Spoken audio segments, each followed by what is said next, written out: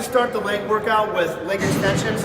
I don't really think of it as my first real exercise. I think of it more of an extension of my warm-up. Make sure the foot pad and the back pad are adjusted so that when you sit with your knees flush to the seat, the foot pad goes right about on the top of your shoe and you're comfortable just leaning back and you don't feel too stretched out. Make sure you hold on to the handles. Your feet are pointed up the entire time. And it should be a nice, smooth, controlled up to the top lift with your arms, with your legs out completely straight, completely locked out legs. And you should be able to hold it for a 2 count, then bring it back down. Not super slow, but under control. So it would look like up, and control down. Don't quite let the plates hit, and straight up. If you can't hold it at the top for like a 2 count, it's too heavy. So make sure it's a way you can control and never throwing it.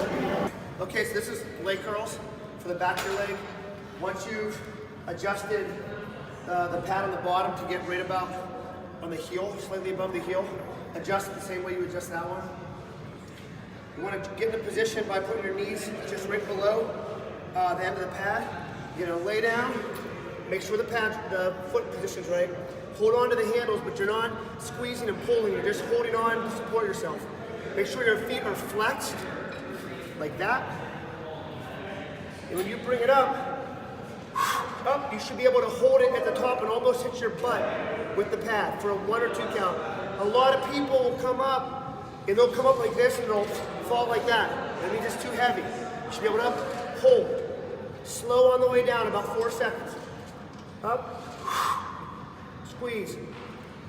Also watch their knees on this one.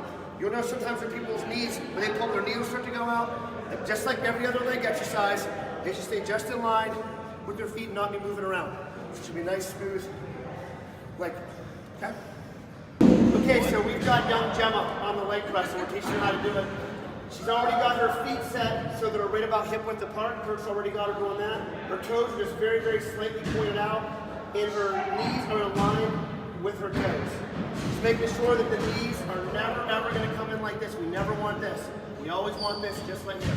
Knees always stay in line, so when it gets heavy, people have a tendency to want to go like this. Okay? She's set. Kurt's going to be watching that as her trainer. Her hands, she's holding on to the handles, she's actually pulling herself in a little bit. A lot of people have a tendency to kind of push themselves, then their butt leaves the seat. You never want your butt to leave the seat. That's how back injuries happen. You're going to pull yourself right in. When she's ready, Kurt's going to tell her to go ahead and push out. Kurt will unlock the handle for her. Ready? 1, 2, 3. Okay, so he's got to make sure it's set, it's unlocked. Let's give a little bend in her knees. She's never locking her knees out. And when she's ready, go ahead.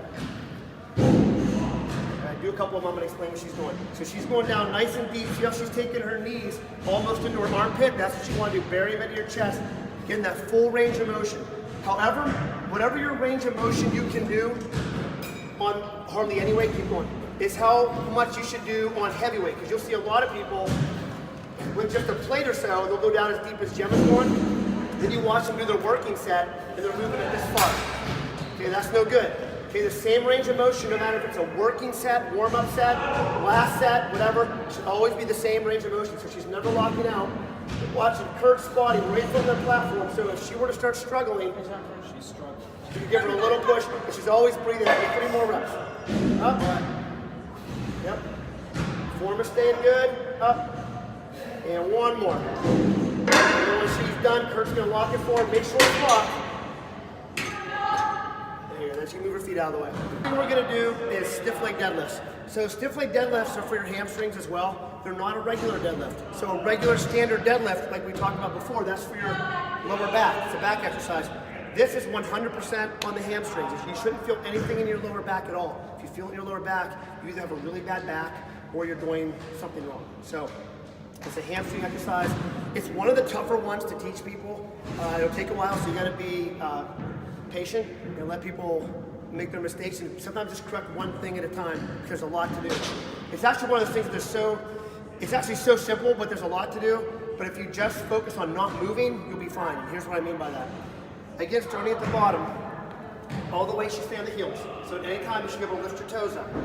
You're gonna have just that little unlocking your knees. So here's locked. Unlock them, and they never change from there. Okay, your knees never bend anymore. They don't straighten out.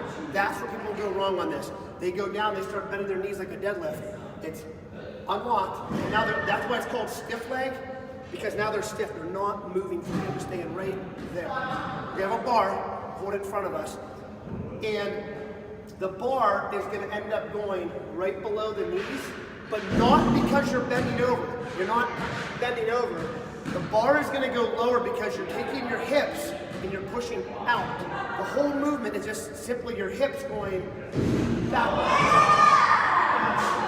Okay? So it's here, hips go backwards. So you hold a bar in your hand, chest has to stay out, your back stays arched and flat, and you're just going to push your hips back. You shouldn't be able to go much past the bottom of your knees, because that's about as far as most people are flexible. If you go below here, usually you have to round your back to go lower. You should feel that stretch right here. So I'll stop people sometimes right here and make sure this looks good. Their hamstrings start shaking. And then to come up, you just pull your hips back in. And so it's just hips out, hips pull in. Kind of like a Superman. You know, one like this, if you're Superman flying. So if you have a bar in your hand, and you're just, so if I grab a bar, I'll stand inside. You see. Get set, weights on the heels, knees are unlocked, hips back, chest out, it's up, hips. The only thing that's moving are my hips. You want to try to push your hips back as far as you feel. That's all you're thinking about is your hips moving back with your back flat. There's your stiff leg deadlift.